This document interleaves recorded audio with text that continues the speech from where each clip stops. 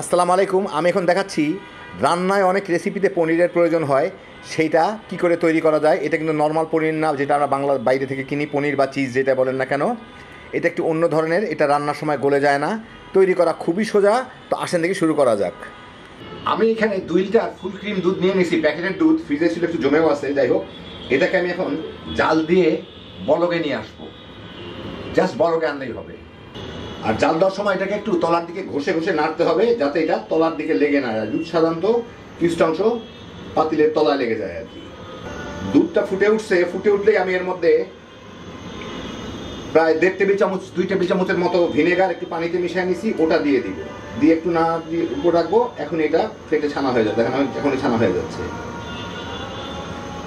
চুলার জালটা আমি একদম কমায় দেই, বন্ধ করে দিলেও হয়, কিন্তু একটু কমায় রাখ দিলে সুবিধা। এই সবুজ পানিটা বের হয়ে যাবে। এখন যে ঘোলা ঘোলা পানি আছে, ওর মধ্যে দুধের অংশগুলো রয়ে গেছে, ওইগুলো সব এসে ছানার সাথে একসাথে মিলে যাবে। দেখেন একদম কয়েক মিনিটের মধ্যে আপনার সাথে কথা বলতে না বলতেই একদম পুরোটা ছানা হয়ে যাবে। চুলাটা আমি এখন বন্ধ করে দিই। একদম দেখেন পরিষ্কার সবুজ পানি বের হয়ে গেছে। এখন আমি এই পানিটাকে ফেলে ছানাটাকে ছেঁকে নিব আর কি। একটা কাপড়ের উপরে ছানাটা দিয়ে পানিটাকে ঝরায় নিব। ছানার পানিটা আমি ফেলে নিলাম একটা জর্জেট কাপড়ের উপরে রেখে, আপনার সুতি কাপড় দিয়েও করতে পারেন, যে কোনো কাপড় দিয়ে। এখন এইটাকে আমি একটু ঠান্ডা পানি রাখছি এখানে।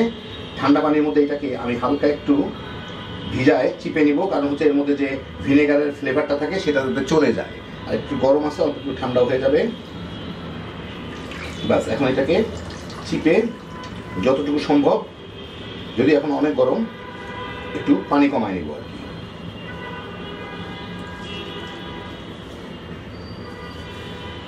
বাস, যা পানি নিয়ে নিলাম। এখন আমি এখানে একটা প্লেটের উপরে আরেকটা প্লেট দিয়ে নিয়েছি, যার তলাটা শক্ত এবং প্লেটটা একটু ঢালু আর কি সাইডের দিকে, যাতে অতিরিক্ত পানিটা পড়ে যায়। এর মধ্যে আমি ছানাটাকে রাখবো, রেখে এটাকে আমি চেপে চেপে একটু মোটা করে দিব, আমি যে সাইডে চাই আর কি, মানে একটু ছড়াই দিব আর কি, উপর দিকটাতে সমান থাকে। আমি আরেকটা প্লেট দিয়ে একটু চাপ দেই, তাহলে উপর দিকটা সমান হয়ে যাবে।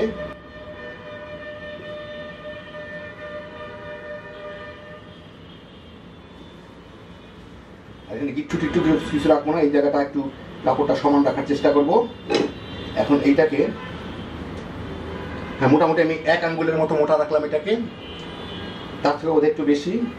হ্যাঁ, এখন এইটার উপরে রেখে আমি এখানে ভারী একটা কিছু দিয়ে রাখবো। আমি একটা কুতা দিয়ে রাখলাম, এই চাপে যাতে ছানার অতিরিক্ত পানিটুকু পড়ে যায়। ঘন্টাখানেক এইভাবে রেখে দিব, তাহলে ছানাটাও সেট হয়ে যাবে।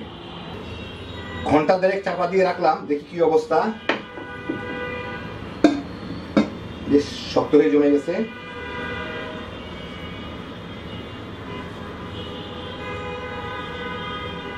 এই হইল আমার পনিরের অবস্থা।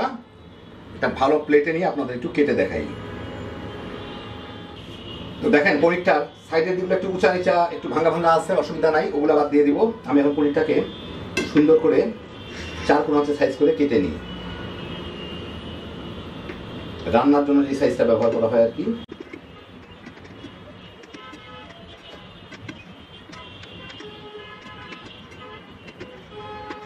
বাস হইল। এই দেখেন খুব সুন্দর 4 কোণাংশে 4 কোণাংশে সাইজের সুন্দর সুন্দর কিউব হয়ে গেছে। আশপাশগুলো একটু 19-20 হবেই, অসুবিধা নাই, কারণ এটা বাসায় তৈরি করা। এখন এইগুলাকে আমি একটু আপনাদের ভেজে দেখাবো। বেশ সুন্দর, শক্ত শক্ত না, বেশ নরমই, কিন্তু অত নরম না আর কি। কারণ অনেকেই চিন্তা করতে পারেন রান্নার সময় এটা ভেঙে যায় নাকি। আমি আপনাদের একটু ভেজে দেখাচ্ছি। আমি এখন আপনাদের এগুলো একটু ভেজে দেখাই, ভাজার সময় এগুলো ভেঙে যায় কিনা। আমি চুলায় তেল গরম করতে দিচ্ছি, তেলটা মাঝারি আছে গরম করব। তার আগে আমি দেখাচ্ছি, আমি এখানে হালকা গরম পানিতে কয়েক পিস ভিজায় রাখছি পনির। আমি পানিটুকু থেকে এগুলো উঠাই নিব, পানিটা ফেলে দিব। দিয়ে এখন এই তেলের মধ্যে আমি একটু লবণের ছিটা দিয়ে নিব, যাতে এটা তলে লেগে না যায়।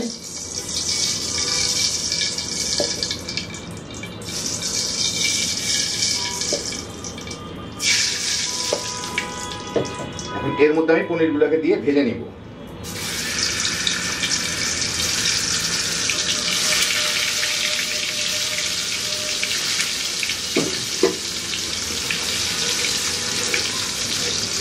দেখেন লবণ দিলে এগুলা তেলের মধ্যে মানে ইয়েতে লেগে যায় না কড়াইয়ের গায়ে। আর এগুলো ভাজার সময় কিন্তু খুব নরম হয়ে যায়, সেজন্য একটু ভেজে সাবধানে উল্টায় পাল্টায় ভেজে নিতে হবে।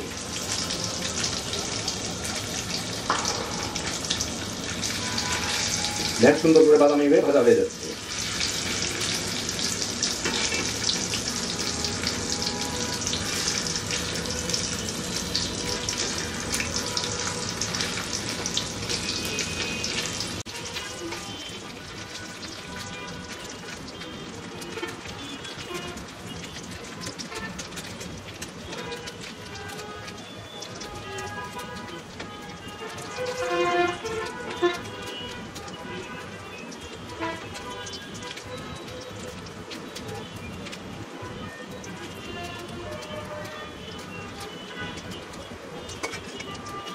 সুন্দর করে সব পাশগুলাই মোটামুটিভাবে বাদামি করে ভেজে নিলাম।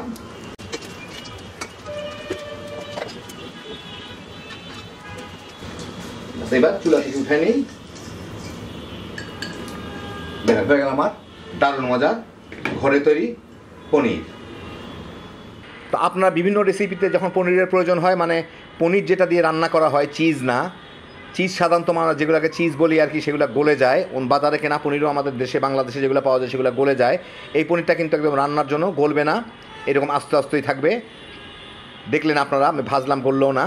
যাই হোক, এটা আপনারা খুব সহজেই বাসায় বানিয়ে নিতে পারবেন। যেই সব রেসিপিতে পনিরের প্রয়োজন হয় সেগুলিতে এগুলো ব্যবহার করে তামা তামা করে খেয়ে ফেলাইতে পারবেন। খুব কম ঝামেলায় হ্যাপি জোশের একটা আইটেম। আল্লাহ আপনাদের সবাইকে ভালো রাখুন, সুস্থ রাখুন, নিরাপদে রাখুন। ইনশাআল্লাহ বেঁচে থাকলে আবার দেখা হবে। ফি আমানিল্লাহ।